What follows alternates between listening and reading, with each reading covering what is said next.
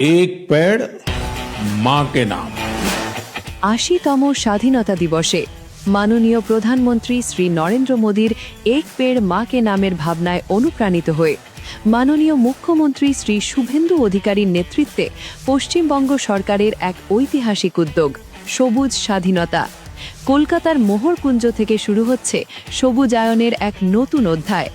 রাজ্যের ৪০,২১৮টি গ্রামে ও শহরাঞ্চলে একই দিনে ৫০ লক্ষ চারাগাছ রোপণের লক্ষ্যমাত্রা। প্রতিটি গ্রামে রোপণ করা হচ্ছে ১০০টি করে চারাগাছ। পাশাপাশি ১২১টি পৌরসভা ও ৭টি পৌর নিগমের প্রতিটি ওয়ার্ডেও ছড়িয়ে পড়ছে এই সবুজ বিপ্লব। শুধু বৃক্ষরোপণ নয়, এ উদ্যোগ গ্রামীণ অর্থনীতিকে শক্তিশালী করারও এক বড় পদক্ষেপ।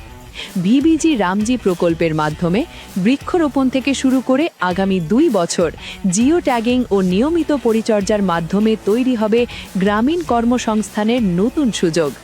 সবুজ স্বাধীনতা, প্রতিটি বৃক্ষরোপণ আগামী প্রজন্মের প্রতি আমাদের অঙ্গীকার।